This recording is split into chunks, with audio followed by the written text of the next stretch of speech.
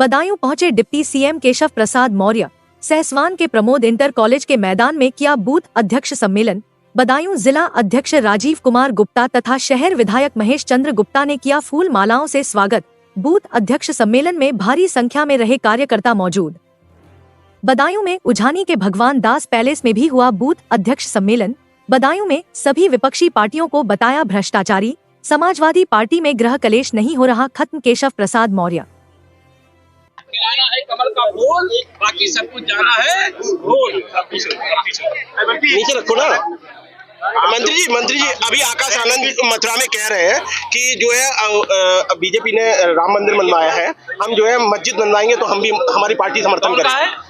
आकाश आनंद मायावती जी के भतीजे। तुम्हारी आईडी देखिए, अरे ये नीचे रख लो ना। मैं सपा को समाप्तवादी पार्टी कहता हूँ, बसपा को बिल्कुल समाप्तवादी पार्टी कहता हूँ, कांग्रेस को भारत कहता हूँ, क्योंकि अरुणाचल प्रदेश में 10 विधानसभा सीटों पे भाजपा के हमारे विधायक निर्विरोध जीत गए। कांग्रेस को प्रत्याशी भी खोजने से नहीं मिला। तेजस्वी यादव जी का एक वीडियो पोस्ट हुआ है मछली खाते हुए नवदुर्गों में, उसका जवाब हर बूथ भाजपा के लिए मजबूत खिल रहा है कमल का फूल। और लालू प्रसाद यादव जी का जो परिवार है अधिकतम उसमें जमानत पर है, भ्रष्टाचार के आरोपी हैं। जो जैसा करेगा वैसा भरेगा। अब उस पर मुझे लगता है कि जनता ही जवाब देगी। राहुल गांधी लगातार राहुल गांधी का एक झटके में हम लोग महंगाई खत्म कर देंगे, गरीबी खत्म कर देंगे। 60 साल सरकार चलाया है और 10 साल का हमें मालूम 12 लाख करोड़ का घोटाला किया। और अगर 60 साल का जोड़ो तो 12 छंग 72 लाख करोड़ का घोटाला किया। उनके पिताजी प्रधानमंत्री थे श्री राजीव गांधी जी, वो कहते थे हम दिल्ली से अगर 1 रुपया भेजते हैं तो 15 पैसा पहुंचता है। हमारे प्रधानमंत्री जी ने 34 लाख करोड़ भेजा, पूरा 34 लाख करोड़ पहुंचा।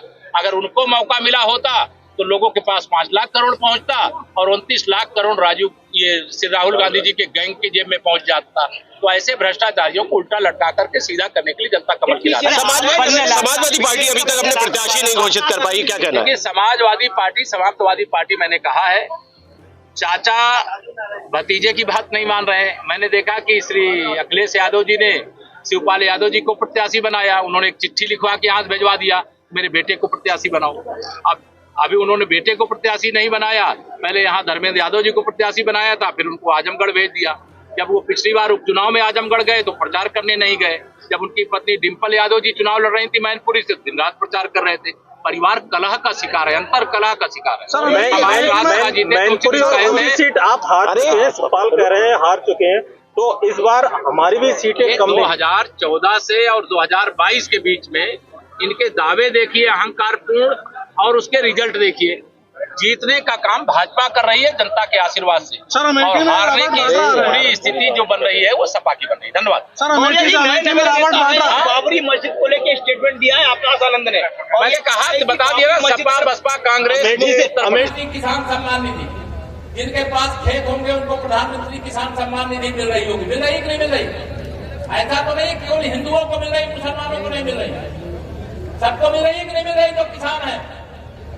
ये है मोदी सबका साथ सबका विकास। इसलिए मैं नारा लगाया करता हूं। विधानसभा में तो मेरा नारा रहता है 100 में 60% वोट हमारा, लेकिन लोकसभा में मैं नारा लगा रहा हूं 100 में से 75% वोट हमारा है, 25% में बंटवारा है, और बंटवारे में भी हमारा है, क्योंकि हमने सबका साथ सबका विकास किया।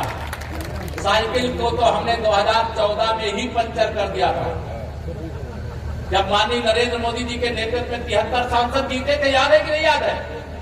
14 में आप बदायूं हम हार गए थे, लेकिन आप लोगों ने 19 में 14 की हार का बदला ले लिया। अब 24 में 2 लाख पार जो आदरणीय वर्मा जी ने कहा है, तो रिकॉर्ड बना पाओगे कि नहीं बना पाओगे? दोनों हाथ उठा बताओ मुझे, सब लोग बना लोगे? कुछ भी असंभव नहीं है। इस समय भारतीय जनता पार्टी की आंधी चल रही है, और इस आंधी के सामने सपा बसपा कांग्रेस मिलकर के लड़े तब भी नहीं टिक पाए थे, और अब ये तो अलग अलग लड़ रहे हैं। अब टिक पाएंगे क्या? अब ये टिक नहीं सकते। इस समय माननीय नरेंद्र मोदी जी और भाजपा की सुनामी चल रही। क्या चल रही है? सुनामी। मैं कल राजस्थान में था। राजस्थान में 25 लोकसभा सीटें हैं। वहां 2014 में भी सभी 25 सीटें जिता करके दिया मोदी जी को प्रधानमंत्री बनाने के लिए। 2019 में भी सभी 25 सीटें जिता करके दिया मोदी जी को प्रधानमंत्री बनाने के लिए। हमने कहा आप तो 2-2 बार जिता चुके, जितनी सीटें थी पूरी की पूरी, इस बार हम भी यूपी की 80 सीटें जिता करके देने का काम करेंगे। तैयार हो?